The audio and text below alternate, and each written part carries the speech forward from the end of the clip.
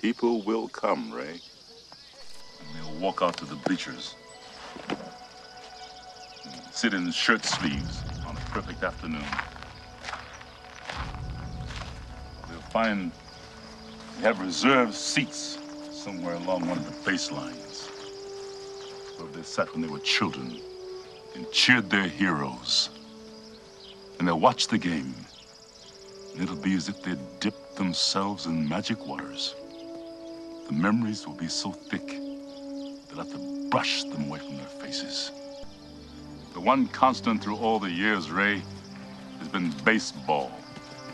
America has rolled by like an army of steamrollers. It's been erased like a blackboard, rebuilt and erased again. But baseball has marked the time. This field, this game, is a part of our past, Ray. It reminds us of all that once was good, and it could be again. Now, ladies and gentlemen, boys and girls, we invite you to rise and please sing as John Kiley plays our national anthem.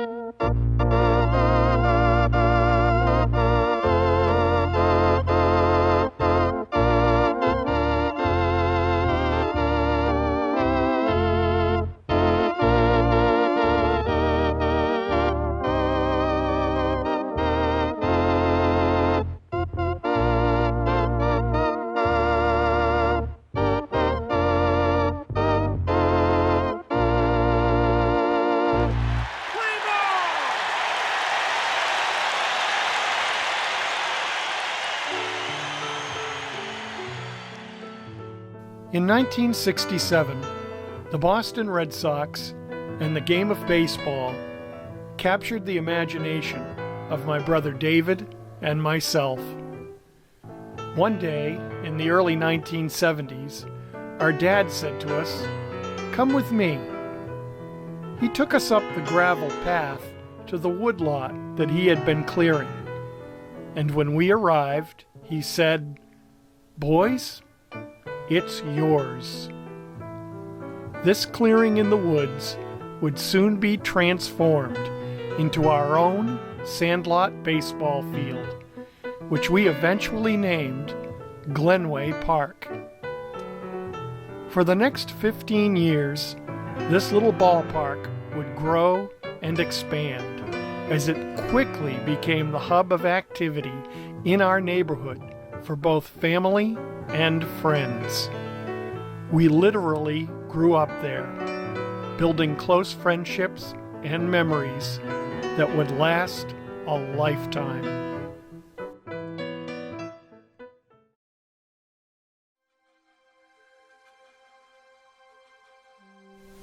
I remember walking up the dirt road, and it was a very similar experience to the first time I went into Fenway Park, when you'd go up that ramp and all of a sudden this field would open up.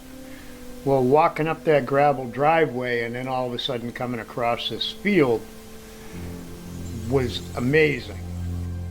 It was just such a great thing to have at our age. We were kind of preteen. It was 1972, maybe 73.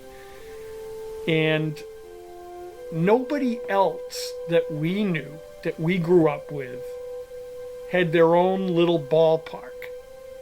And even though all my friends that I had in school and everything played baseball, they didn't have the ability to walk down their driveway in their backyard and open up to this little slice of heaven. And we had that, and we were very lucky for that. My brother and I are in our 60s. We still talk about playing baseball on that ball field and all the good times we had playing there. And it was just an amazing thing to have.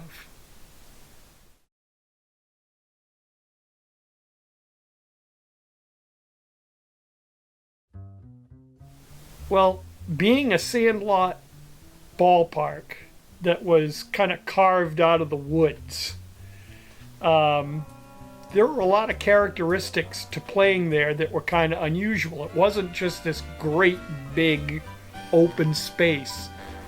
Well, we had this nice big tree in right center field, and for my brother, who was a left-handed batter, it was kind of a challenge. And if you were playing the outfield, you learned to be able to dodge around that thing pretty well as well.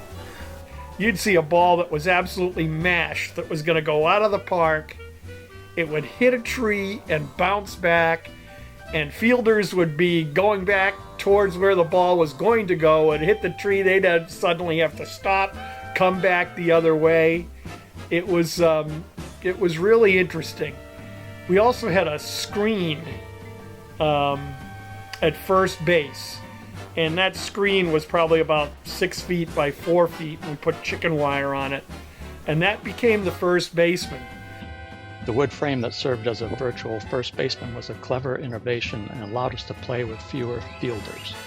It's kind of interesting when you play a game that's supposed to have 9 people in the field and you've got a pitcher and 1 outfielder, but the dimensions of the park fit that nice. And we came up with unique ways to make it work. A lot of times I remember, Dennis and Bob particularly would help me maintain the field and help do things to even expand the field. As we got older, the field would get a little bigger and a little bigger. We'd add improvements to it, fencing to keep balls in the ballpark because, the woods was still surrounding the field. Well, that woods was filled with poison ivy. So any ball that got in there, hit in there, be it a foul ball, home run, whatever, somebody had to go get it. And if you were allergic to poison ivy, that was a risk when you went to get the ball.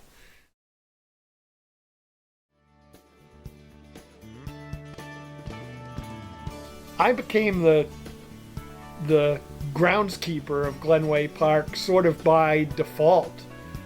We called him Mooney because Joe Mooney, I think it was, used to be the groundskeeper for Fenway, and Dan was definitely the groundskeeper for our little slice of heaven. In fact, I used to get mad because I'd be down mowing the lawn around the house for my parents, and Dan would be up there making Glenway Park beautiful, and I'm like, how about coming down here and helping me?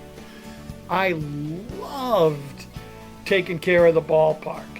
I'd cut the grass, I'd rake the dirt, make the infield smooth, and I always put down the lines, the foul lines, the batter's box. And I mean, it looked professional. And then when it was done, it was this kind of beautiful work of baseball art. You almost didn't want to play on it because it looked so great. Don't mess it up.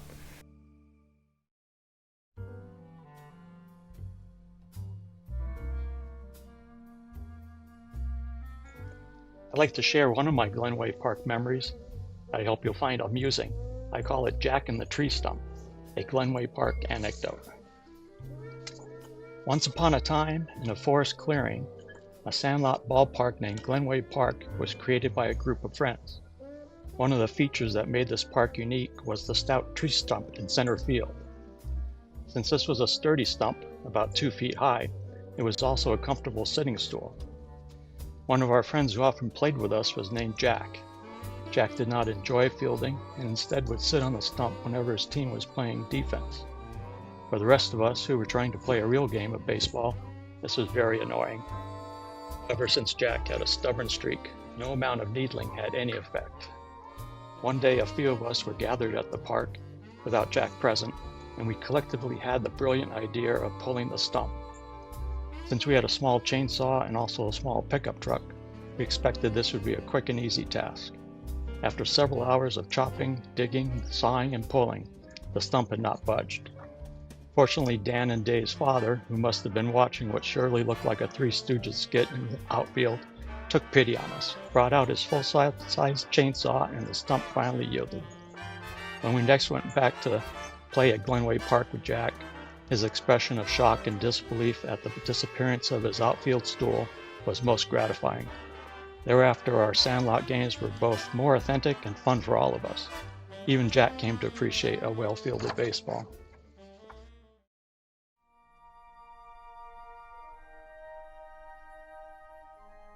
My cousin Rodney, who was my partner in crime, we were usually teammates on that team. Rod went on to have a pretty successful high school career, and one of the reasons is due to that ballpark up there because of the volume of baseball that we played. My cousin Chuck, he would usually be on my brother's team. There were the Bradley kids, and they had 5 kids. And all of them played there. Chuck, Bob, Joe and Mike. Stephen and Kevin Hurd, Kevin Mills, his brother Keith. Then as we got older, into high school and even college, my friends Dennis Houle and Bob Ford, we were out there constantly. Some of the funnest times that we had up there were when my brother's beach crew from Hampton would come over here and play. And every summer, for 3 summers, we'd hold a beach crew softball game. And we'd have a big cookout. There was a keg of beer on the third base side on the bench. And those are wonderful memories. That's probably when we had the most people at any one time playing. You know, we'd have 5 or 6 guys aside, and that was just about right for the size of the field. Yeah, it was a lot of fun.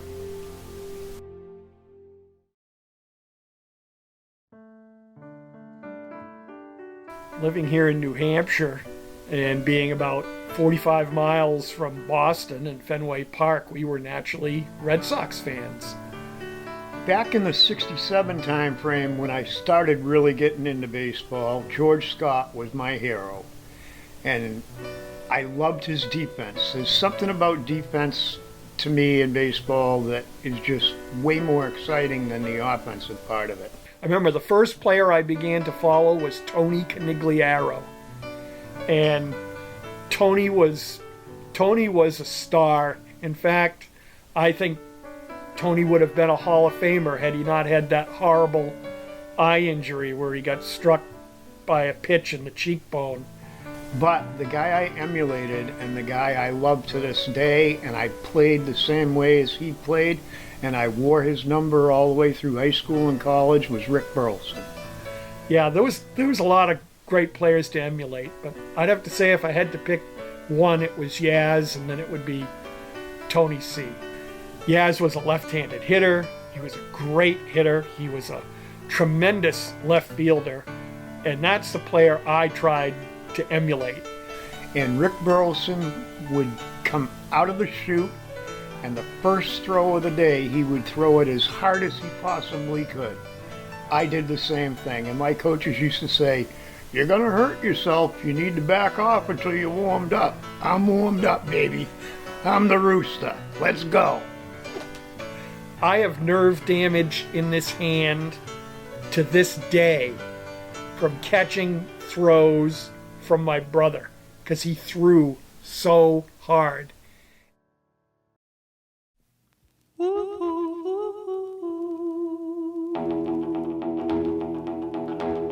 Having fun was always the order of the day at Glenway Park. We took our baseball very seriously, but we never passed up an opportunity for a good laugh, especially when there was a camera around.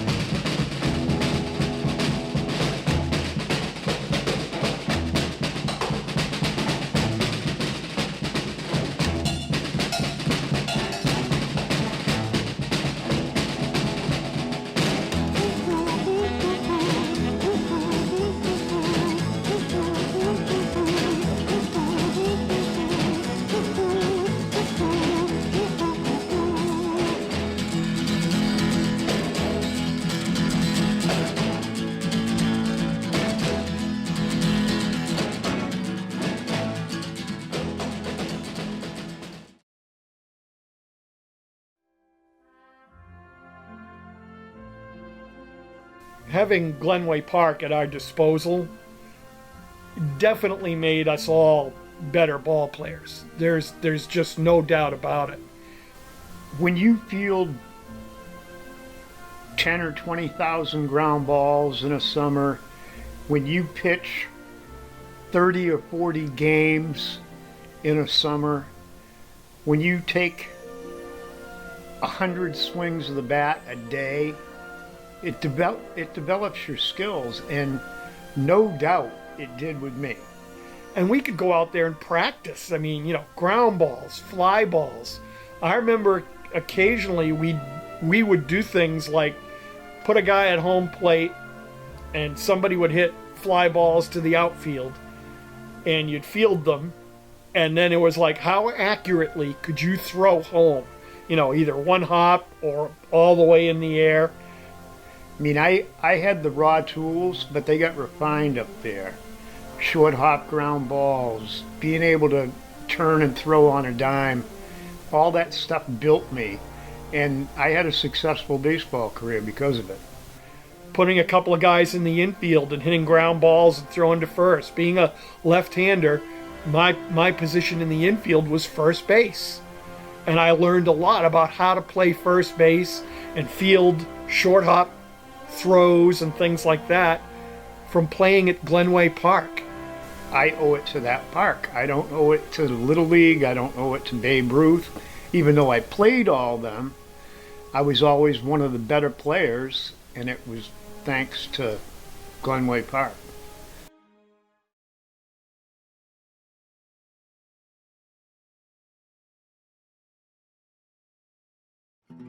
It's kind of sad nowadays. You don't see kids playing a lot of baseball on their own. Organizing a game, getting kids together, picking sides and playing ball. They're missing out on building relationships with their friends. I know a lot of the guys I played high school ball with that lived in Northampton, they had a local ball field that they would all get together with, and no set teams. It would be 10 or 11 guys would get together and they'd play ball all day. When you played Sandlot baseball, the kids, everybody played. Regardless of the ability, you played ball. And you didn't have to make the team. And that was important because people learned to play. They learned to get along with each other. If there was a dispute, the kids learned to settle it. There were no adults involved. It was an important thing. It brought you closer as a group, so that when you actually got to where you were playing on a real team in a real league, you already had those relationships built up, and you knew each other so that you could play off of each other. The time we spent playing organized baseball was minimal compared to how much time we spent playing baseball on our own. They don't go outside and throw a ball anymore. They don't go out and hit anymore. Baseball is going to suffer from that in the long run. We were fortunate that was our entertainment. We didn't have the video games. We didn't have the, all the stuff that virtual reality and that type of thing that they've got available to them. We did it for real.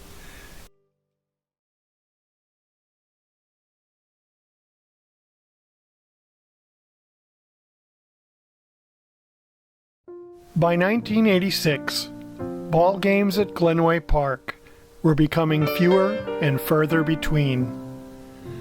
The final game at Glenway Park was played in the late summer of 1986. These grainy Polaroid photos are the only documentation from that final game.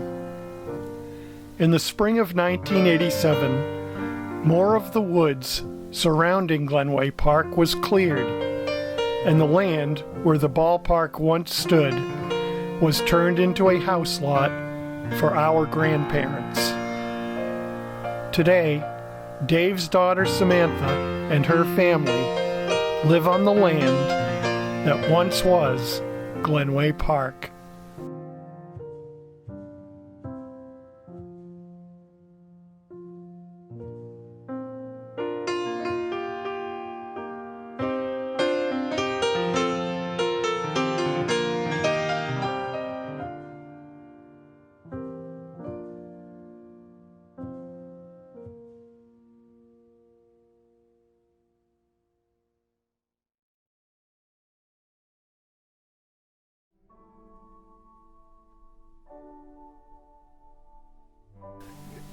Glenway Park was our field of dreams. And I would say that's why that movie gets me right here every time I watch it. That movie touches your heart. It's that's my favorite by far. When I first saw that movie, I thought, this movie's about me. It's about me and my brother and my friends, and about building a ball field. And, you know, we didn't have old retired major leaguers walking out of the woods to play ball with us. But in our imaginations, on that little ball field, we could be big leaguers for a while, especially when we were younger. That ball field was a special place and time for us to pursue our baseball fantasies and fulfill some of them. I never hit a home run in a real ballpark, but I often did at Glenway Park, and it was always a thrill. We had such fun playing ball there, and also just being the mischievous teens that we were. Fortunately, Dan was a budding filmmaker and captured some of our ball play and hijinks for all to enjoy. I've often said, when I think back on my childhood and so forth, that there are days that I would give anything to be able to play baseball at Glenway Park. Excuse me. One more time. It would change me to go back and do that again. You learn what's important in life, and that little ballpark had a big part of my heart for a lot of years. And it would again in a minute. I wish I physically could do it. I mean, our father gave us that little patch of land. We got that incredible gift. It really helped form us as people. I mean, we built lifelong relationships and lifelong memories. That was our summer. That was our summer, literally. We'd play football up at the Herd's Farm in the fall, but all summer was dedicated to that little ballpark, that left field wall, that backstop, that pitchback, that rubber that was in the dirt. I learned to pitch there. When you throw probably 100,000 pitches in one place, it becomes your home. And yeah, I would definitely love to do that again. Say for one day you'll be young, you know, you'll be physically at your peak, and you can go back there, but take all the knowledge and memories you have now, but play back there one more time with those people. I'd give 5 years off the end of my life to be able to do that. That would be amazing. Although Glenway Park was small in size, it still occupies a huge place in our hearts all these years later. As our good pal Bob Ford often said, play ball.